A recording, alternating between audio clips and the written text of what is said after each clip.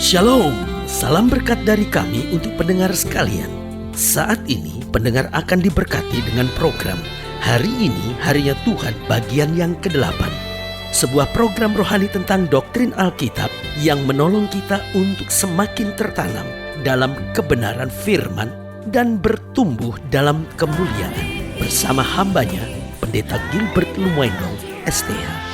Banyak orang merasa doktrin Alkitab sebagai sesuatu yang membingungkan. Tetapi tahukah saudara bahwa doktrin Alkitab intinya adalah memahami Alkitab dengan benar, dengan pemahaman yang sistematis, sehingga kita terus dapat tertanam di dalam kebenaran firman, sehingga kita terus bertumbuh di dalam kemuliaan Allah.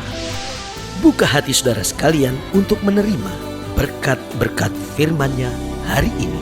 Hidup ini seringkali bukan sekedar soal menyenangkan atau tidak menyenangkan. Tetapi hidup ini seringkali juga soal mengerti atau tidak mengerti. Karena sekalipun hal-hal tersebut adalah hal-hal yang menyenangkan sekalipun, tetapi jika kita tidak mengerti apa di belakang semuanya itu, atau kita tidak mengerti bagaimana membuat segala sesuatunya menjadi menyenangkan, maka hal-hal yang menyenangkan sekalipun akan terasa sangat membosankan. Tetapi sebaliknya, meskipun hal-hal tersebut tidak menyenangkan, tapi jika kita mengerti bahwa di balik itu semua kita menjadi dewasa, kita menjadi kuat, kita menjadi tangguh, kita menjadi semakin dekat dengan Tuhan, maka saudaraku yang kasih dalam Tuhan, hal-hal yang tidak menyenangkan sekalipun akhirnya akan membuat itu menjadi hal-hal yang membangun iman, memberi semangat tersendiri bagi kita. Berarti mengerti atau tidak mengerti itu sesuatu yang sangat menentukan. Nah, seringkali persoalannya kita jalani kehidupan ini tanpa kita mengerti. Kita hanya menikmati, pokoknya hari ini saya rasa indah, saya rasa menyenangkan, lalu kita bersyukur. Tapi sebaliknya, ketika hari-hari kita tidak menyenangkan, kita mulai kecewa, kita mulai marah, kita mulai bertanya, di mana Tuhan yang katanya sanggup buat segala mujizat? Nah, saudaraku yang kasih dalam Tuhan, satu hal kita harus tahu, bahwa meskipun kadangkala dalam hidup ini tidak selamanya kita bisa mengerti, tetapi kita memiliki pengertian dasar yang sama, bahwa Allah kita selalu memberikan yang terbaik buat anak-anak. Haleluya. Selamat datang dalam program kita Hari Ini Harinya Tuhan, sebuah program rohani yang membawa kita dalam pemahaman firman Tuhan, sehingga kita dapat mampu menjadikan firman Tuhan sebagai dasar keseharian hidup kita. Karena selama kita jadikan firman Tuhan dasar keseharian hidup kita, maka langkah-langkah kehidupan kita akan menjadi langkah-langkah yang tegar, langkah-langkah yang tegap, langkah-langkah yang penuh sukacita di dalam Dia. Haleluya. Dan program kita yaitu membahas tentang ketika murid-murid tidak mengerti. Nah, saudaraku yang kasih dalam Tuhan, ini sesuatu yang sangat menarik untuk kita bahas. Karena apa? Karena kita tahu persis bahwa murid-murid selama 3,5 tahun bersama-sama dengan Yesus. Nah, murid-murid Yesus di sini berbeda dengan murid-murid sekolah kebanyakan yang hanya mungkin masuk jam 7, pulang jam 12 siang, atau masuk jam 8, pulang jam 2 siang, atau mungkin masuk jam 8 dan pulang jam 3 sore. Saudaraku yang kasih dalam Tuhan, berarti ada waktu datang dan ada waktu pergi. Tetapi kalau saudara pelajari, murid-murid Yesus bersama-sama dengan Yesus. Mereka bersama-sama dengan Yesus ketika tidur. Mereka bersama-sama dengan Yesus ketika mereka menghadapi masalah. Bahkan mereka juga bersama-sama dengan Yesus ketika Yesus marah terhadap orang Farisi, membongkar segala sesuatunya. Nah, berarti saudaraku yang kasih dalam Tuhan, seharusnya murid-murid Yesus mengerti sekali. Karena Yesus bukan hanya mengajar dengan teori-teori belaka, tapi Yesus juga mengajar dengan kehidupannya. Berarti Yesus bukan hanya bagikan pelajaran, tapi Yesus bagikan kehidupannya sendiri kepada murid-muridnya.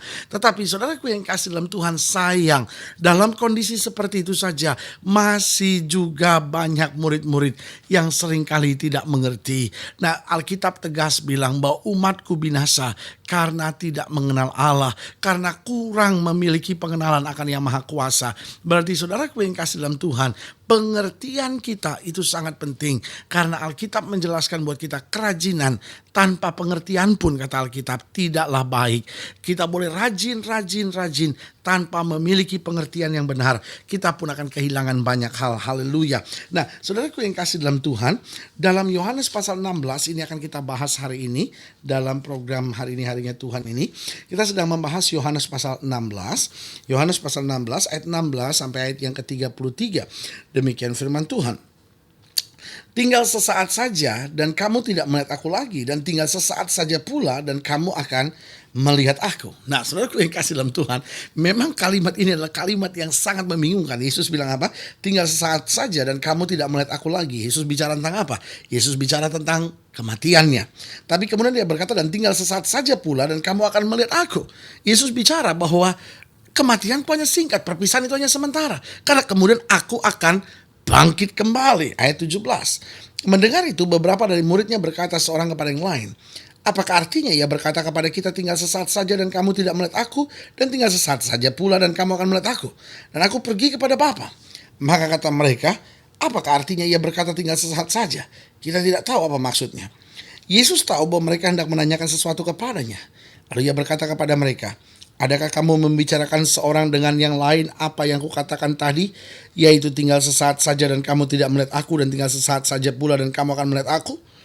Aku berkata kepadamu, sesungguhnya kamu akan menangis dan meratap, tapi dunia akan bergembira. Kamu akan berduka cita, tapi duka citamu akan berubah menjadi sukacita. Jadi Alkitab menggambarkan di sini bahwa ketika aku mati, kamu memang berduka cita, tapi dunia akan bersorak-sorai.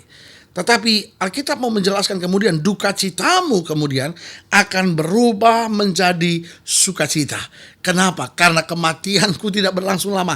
3 hari kemudian aku akan bangkit. Sehingga kamu yang tadinya menangis akan bersuka cita melihat kuasa kemudian Tuhan dinyatakan. Ayat 21. Seorang perempuan berduka cita pada saat ia melahirkan. Tetapi sesudah ia melahirkan anaknya, ia tidak ingat lagi akan penderitaannya, karena kegembiraan bahwa seorang manusia telah dilahirkan ke dunia. Demikian juga kamu sekarang diliputi duka cita, tetapi aku akan melihat kamu lagi, dan hatimu akan bergembira, dan tidak ada seorang pun yang dapat merampas kegembiraanmu itu daripadamu. Dan pada hari itu kamu tidak akan menanyakan apa-apa kepadaku. Aku berkata kepadamu, sesungguhnya segala sesuatu yang kamu minta kepada Bapa akan diberikannya kepadamu dalam namaku. Sampai sekarang kamu belum meminta sesuatu pun dalam namaku. Mintalah, maka kamu akan menerima, supaya penuhlah sukacitamu. Nah, semuanya ini kukatakan kepadamu dengan kiasan. Akan tiba saatnya aku tidak lagi berkata-kata kepadamu dengan kiasan, tetapi terus terang memberitakan Bapa kepadamu. Pada hari itu kamu akan berdoa dalam namaku, dan tidak aku katakan kepadamu bahwa aku meminta bagimu kepada Bapa. Sebab Bapa sendiri mengasihi kamu, karena kamu telah mengasihi aku dan percaya bahwa aku datang dari Allah. Aku datang dari Bapa dan aku datang ke dalam dunia. Aku meninggalkan dunia pula dan pergi kepada Bapa. Kata murid-muridnya, lihat, sekarang kau terus terang berkata-kata dan engkau tidak memakai kiasan. Sekarang kami tahu bahwa engkau mengetahui segala sesuatu dan tidak perlu orang bertanya kepadamu. Karena itu kami percaya bahwa engkau datang dari Allah. Jawab Yesus kepada mereka, percayakah kamu sekarang? Lihat, saatnya datang, bahwa sudah datang, bahwa kamu dicerai-beraikan masing-masing ke tempatnya sendiri, dan kamu meninggalkan aku seorang diri. Namun aku tidak seorang diri, sebab Bapa menyertai aku. Semuanya itu kukatakan kepadamu, supaya kamu beroleh damai sejahtera dalam aku. Dalam dunia kamu menderita penganiayaan, tapi kuatkanlah hatimu, aku telah mengalahkan dunia. Nah, saudaraku yang kasih dalam Tuhan, murid-murid Yesus sama sekali tidak mengerti konsep-konsep yang Yesus sedang ajarkan. Dan ketika pun mereka mengerti, Yesus bilang apa? Kamu semua akan tercerai-berai dan kamu akan meninggalkan aku seorang diri. Kembali semua katakan, kamu nanti tidak akan mengerti. Tapi aku katakan ini supaya damai sejahteramu turun. Karena pada saatnya aku akan menyatakan bahwa Bapa dan aku adalah satu.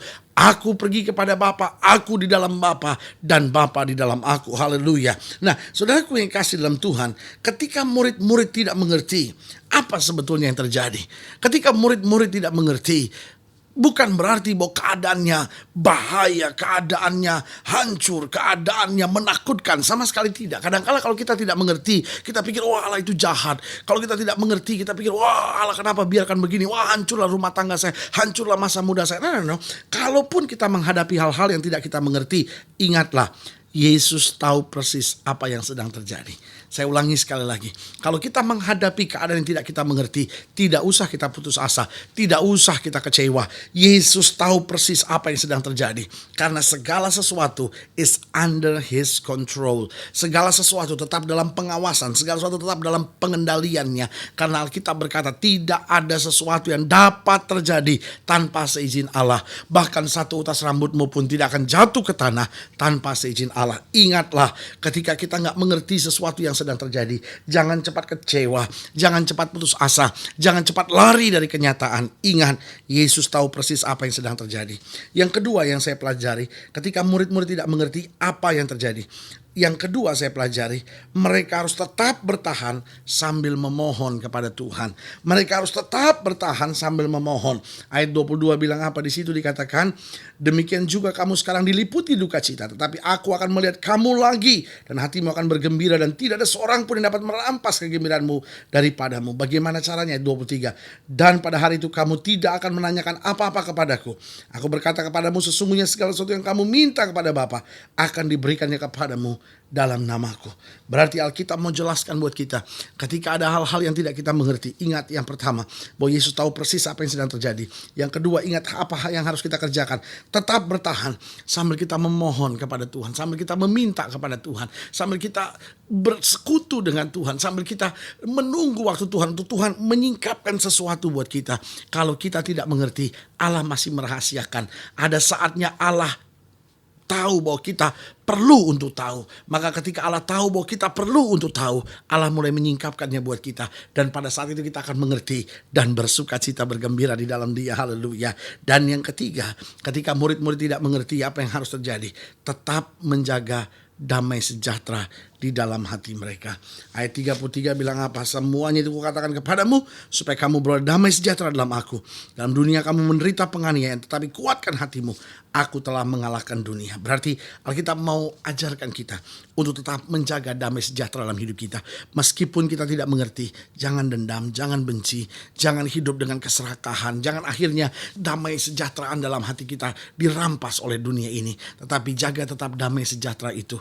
Karena dengan damai sejahtera itu kita melihat kebaikan Tuhan, kita merasakan kasih dan pemeliharaannya, dan kita merasakan sungguh kedekatan Tuhan dalam hidup kita.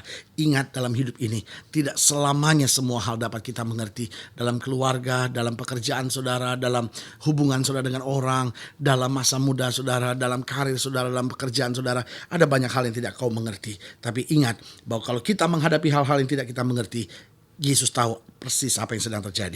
Yang kedua, ingat bahwa kita harus tetap bertahan sambil meminta kepada Bapa, menjaga hubungan pribadi kita dengan Tuhan. Dan yang ketiga, tetap jaga damai sejahtera kita. Jangan biarkan dunia merampas damai sejahtera kita.